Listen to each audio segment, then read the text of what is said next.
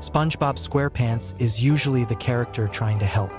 Whether he's assisting his friends, solving problems around Bikini Bottom, or simply trying to do the right thing, his intentions are almost always good. But as the series has shown time and time again, good intentions don't always lead to good results. Throughout the show's history, SpongeBob has found himself at the center of some surprisingly large disasters. Sometimes it's because he ignores an obvious warning. Other times it's because he takes a simple idea far too far. And occasionally, he creates chaos without even realizing it. Today, we're looking at some of the times SpongeBob made things worse. These are the episodes where a bad situation became even worse because of SpongeBob's actions, decisions, or inability to recognize the problem before it was too late. One of the clearest examples of SpongeBob making a bad situation even worse comes from whatever happened to SpongeBob. At the start of the episode, SpongeBob is simply having one of those days where nothing seems to go right. His intentions are completely harmless, but nearly every interaction ends in disaster. He accidentally ruins Patrick's birthday celebration, causes problems for Sandy, irritates Squidward, and creates trouble at the Krusty Krab. None of these incidents are done out of malice, but from the perspective of everyone around him, it looks like SpongeBob is causing chaos wherever he goes. The situation becomes worse because the mistakes keep piling up. Normally, SpongeBob is able to recover from an embarrassing moment and move on. But this time there is no chance for that. Every person he meets has a new reason to be upset with him. Instead of one isolated accident, it turns into a chain reaction that follows him throughout the entire day. The more he tries to fix things, the more problems appear. It's the kind of situation where every attempt at damage control only creates another misunderstanding. What makes this episode interesting is that SpongeBob's biggest mistake isn't actually any of the accidents themselves. The real problem begins when he starts believing that everyone truly hates him. After hearing criticism from all directions, he convinces himself that Bikini Bottom would be better off without him. Rather than talking things through or waiting for everyone to calm down, he decides to leave. In doing so, he turns a bad day into a much larger crisis.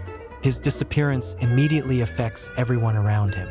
The people who were angry at him before quickly realize that they never wanted him gone.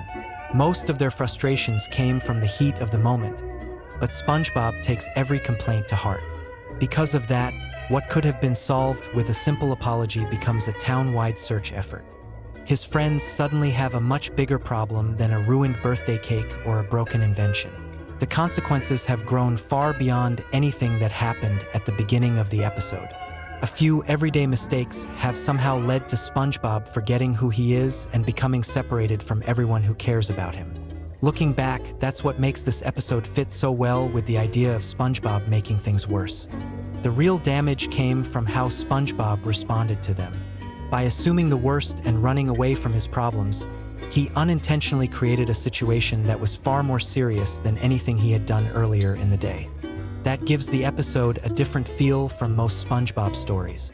Instead of watching a character create problems through bad judgment, we're watching someone become overwhelmed by a series of failures and make a decision that only deepens the situation.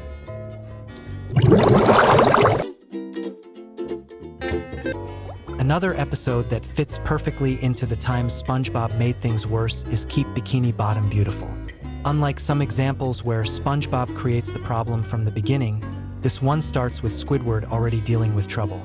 After being accused of littering and sentenced to community service, Squidward becomes obsessed with cleaning Bikini Bottom and earning recognition for it. What should have been a simple cleanup project quickly turns into a frustrating challenge as more and more garbage begins piling up around him. At first, SpongeBob isn't the cause of the disaster. In fact, he genuinely wants to help. After seeing Squidward struggle with an impossible amount of trash, SpongeBob offers his assistance. Normally, having an enthusiastic helper would be a good thing. The problem is that SpongeBob approaches the task with his usual extreme level of dedication. Instead of simply helping Squidward manage the mess, he takes matters into his own hands and comes up with solutions that create even bigger problems than the garbage itself. One of the funniest parts of the episode is that SpongeBob never realizes anything is going wrong. He manages to make huge amounts of trash disappear, and he expects Squidward to be impressed. But when Squidward returns home expecting relief, he discovers that the garbage hasn't actually been removed at all. SpongeBob has simply relocated it. The result is a giant garbage replica of Squidward's house sitting directly on his property. Instead of solving the problem, SpongeBob has transformed it into an even larger and more visible disaster. This is what makes the episode such a strong example for this topic. SpongeBob's actions continuously escalate the situation. Every time Squidward thinks he's getting closer to fixing the mess, SpongeBob introduces a new complication. The trash becomes larger, the cleanup becomes more difficult, and the number of problems multiplies. As the situation continues to spiral, Squidward becomes increasingly desperate. The cleanup effort eventually becomes less about making Bikini Bottom beautiful and more about surviving the consequences of SpongeBob's help. What's interesting is that SpongeBob never acts maliciously. There isn't a single moment where he's trying to sabotage Squidward. In fact, he spends the entire episode believing he's making life easier for him. That misunderstanding is what drives most of the comedy. The audience can clearly see that every new idea is making things worse, but SpongeBob remains completely convinced that he's saving the day. Another episode that perfectly fits the time SpongeBob made things worse is A Pal for Gary. What makes this one stand out is that the disaster begins with something genuinely thoughtful. SpongeBob feels guilty about how much time Gary spends alone while he's at work. He worries that his pet is lonely throughout the day, and he wants to find a way to make Gary happier. On paper, it's one of the most caring things SpongeBob has ever tried to do. The problem is that his solution ends up creating a far bigger problem than the one he was trying to solve. While heading home, SpongeBob discovers a strange creature called a puffy fluff and immediately becomes fascinated by how cute and harmless it appears. A seller explicitly warns him that these creatures are dangerous around other pets and can become extremely aggressive. Instead of listening, SpongeBob becomes so focused on the idea of giving Gary a companion that he ignores every warning he receives. That decision ends up setting the entire episode in motion. As soon as Puffy Fluffy enters the house, Gary realizes something is wrong. Whenever SpongeBob isn't looking, the creature reveals its true nature and begins terrorizing him. What makes the situation especially frustrating is that Gary has no way to clearly explain what's happening. Every attempt he makes to warn SpongeBob is misunderstood. Rather than recognizing Gary's fear, SpongeBob assumes his pet is simply refusing to get along with the newcomer. This is where SpongeBob starts making the situation worse. Instead of paying attention to Gary's behavior, he jumps to conclusions. He interprets Gary's panic as jealousy. He interprets his attempts to escape as bad behavior. Even when things around the house start getting damaged, SpongeBob assumes Gary is responsible. The more evidence appears that something is wrong, the more convinced SpongeBob becomes that Gary is the problem. As the night continues, Puffy Fluffy becomes increasingly dangerous. Gary is forced into a constant struggle just to protect himself. The creature chases him throughout the house, causes destruction, and even creates situations that could have seriously harmed both of them. Meanwhile, SpongeBob remains completely unaware of the danger developing under his own roof. Instead of helping Gary, he repeatedly scolds him for things he didn't do. What makes this episode such a strong example for this topic is that the disaster never needed to happen. What was supposed to be a friendly companion has effectively turned SpongeBob's house into a horror movie for Gary. The irony is that Gary ends up being the responsible one throughout the entire episode. While SpongeBob remains oblivious, Gary spends most of his time trying to survive, protect the house, and eventually save SpongeBob himself. This is one reason why the episode became so memorable among fans. Many viewers felt that his refusal to recognize the problem was what transformed a simple misunderstanding into a full-scale disaster.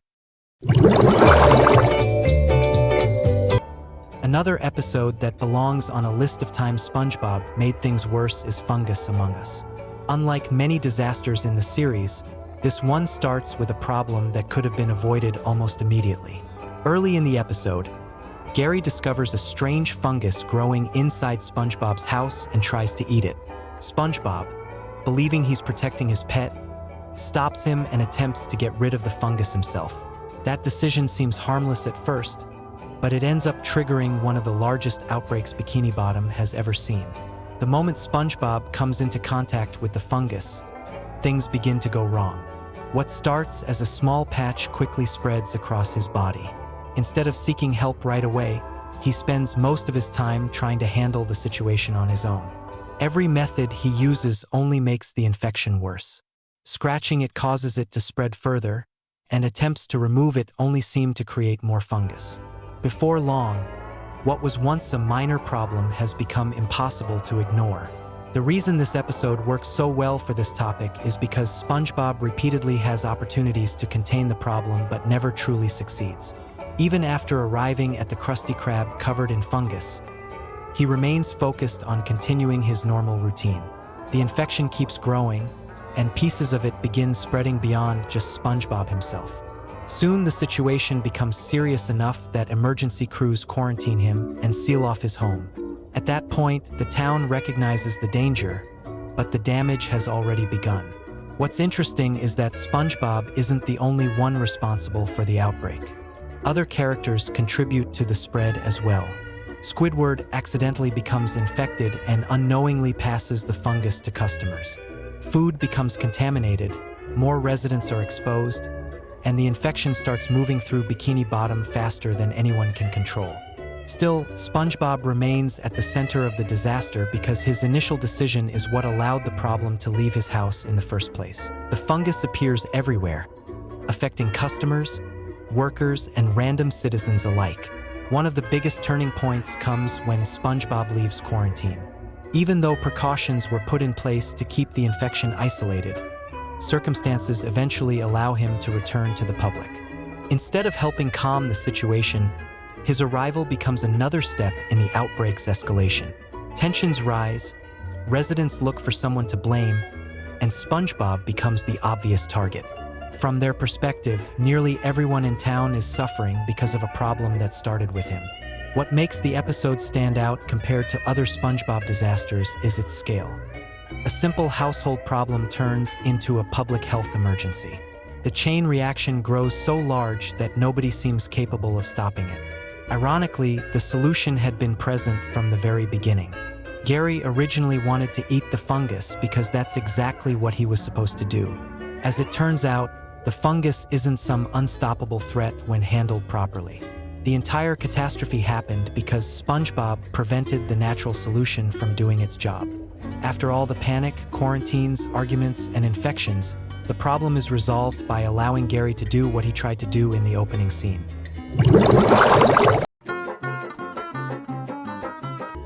Another episode that belongs on the time SpongeBob made things worse is Demolition Doofus. What's interesting about this one is that the disaster begins with a problem that has followed SpongeBob for years: his inability to drive. Countless episodes have shown him failing boating tests, but this time, the consequences are much more serious than a failed exam or a damaged boatmobile. This is one of the few episodes where SpongeBob's driving causes a major injury that completely changes the situation from the very beginning. Eventually, SpongeBob's reckless driving causes a massive accident that leaves Mrs. Puff seriously injured and hospitalized. According to the doctor, her inflation sac has been damaged so badly that she can no longer puff up. For Mrs. Puff, this isn't just another frustrating day at work. It's potentially a life-changing injury. What makes this episode fit the video's theme so well is SpongeBob's reaction afterward. Rather than fully understanding the severity of what happened, he continues behaving as if everything can be solved through enthusiasm and friendliness. He visits Mrs. Puff in the hospital, brings her flowers, and tries to cheer her up. On paper, those actions sound considerate, but in practice, they only make her frustration worse. Every time SpongeBob appears, he unintentionally reminds her of the accident that put her in the hospital in the first place. For Mrs. Puff, this becomes the final straw after years of dealing with SpongeBob's driving. Instead of reporting him or simply removing him from class, she comes up with a much more extreme solution. After witnessing a demolition derby taking place nearby, she gets an idea. Since SpongeBob seems capable of causing destruction wherever he drives, she secretly enters him into the competition under the guise of earning extra credit. Her expectation is simple. Experienced demolition drivers will quickly eliminate him from the event. Despite being one of the worst drivers in Bikini Bottom, he somehow becomes the most dangerous participant in the competition. Not because he's skilled, but because his terrible driving creates unpredictable situations that nobody can anticipate. Every experienced competitor assumes SpongeBob will be an easy target. Instead, they end up crashing into each other, missing their attacks, or accidentally destroying themselves while SpongeBob wanders through the arena almost completely unaware of what's happening. The destruction begins to pile up rapidly. Professional derby drivers are knocked out one after another. Vehicles are wrecked across the arena.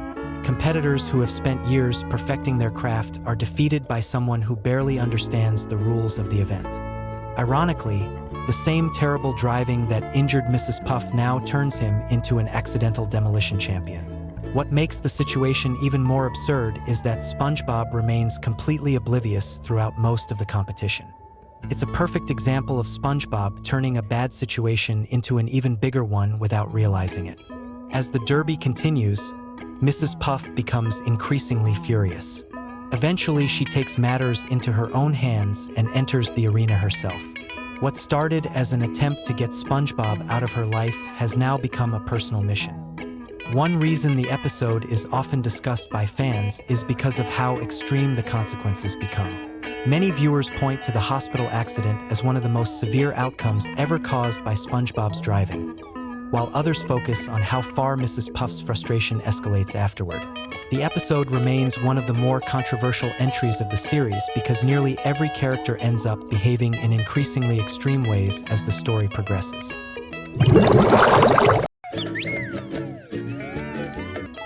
Another episode that deserves a place in the time SpongeBob made things worse is Slide Whistle Stooges. This one begins with something incredibly small. SpongeBob and Patrick get their hands on slide whistles and become completely obsessed with them. To them, it's just a harmless source of entertainment. The problem is that nobody else finds it nearly as amusing as they do. At first, the main victim is Squidward. He's simply trying to enjoy a normal day at home when SpongeBob and Patrick begin following his every action with slide whistle noises. What starts as a minor annoyance gradually becomes relentless. No matter where Squidward goes, the whistles follow. No matter what he does, SpongeBob and Patrick are right behind him providing sound effects. What makes this episode fit the video's theme is that SpongeBob never realizes he's causing a problem. From his perspective, he's sharing something fun with his best friend. The whistles are entertaining, and he assumes everyone else should enjoy them too. Because of that mindset, he completely ignores Squidward's growing frustration. Every attempt Squidward makes to escape only encourages SpongeBob and Patrick to follow him even further. Instead of recognizing that they're making the situation worse, they interpret his reactions as part of the game.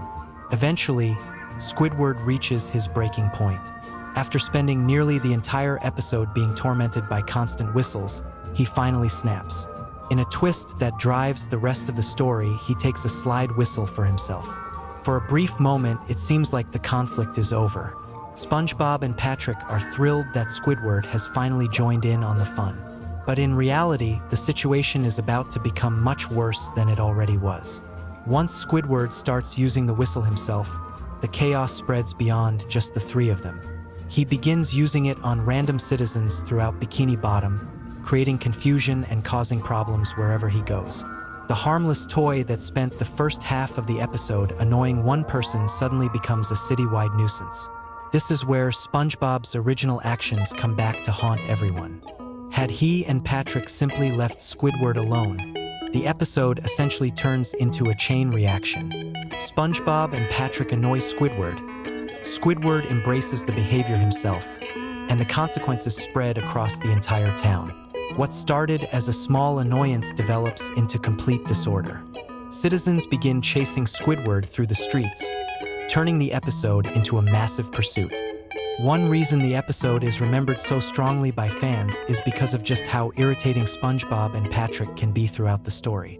Even people who enjoy the episode frequently acknowledge that their inability to stop playing the whistles is what pushes Squidward over the edge in the first place. Looking back at these episodes, a common pattern starts to emerge. In almost every case, SpongeBob isn't trying to cause problems. He's usually attempting to help someone. The trouble is that his enthusiasm often gets in the way of good judgment. What's interesting is that these disasters wouldn't be nearly as memorable if SpongeBob had bad intentions. Part of what makes them stand out is the fact that most of them begin with genuinely good motives. At the same time, these episodes highlight one of the reasons SpongeBob has remained such a popular character for so many years. Despite all the chaos he causes, it's difficult to stay angry at him for long. His mistakes come from optimism, determination, and a belief that things will work out if he keeps trying. No matter how badly things go wrong, he'll always wake up the next day ready to help again. Those were some of the times SpongeBob made things worse. If there are any episodes you think should have made the list, feel free to mention them. Thanks for watching, and I'll see you in the next video.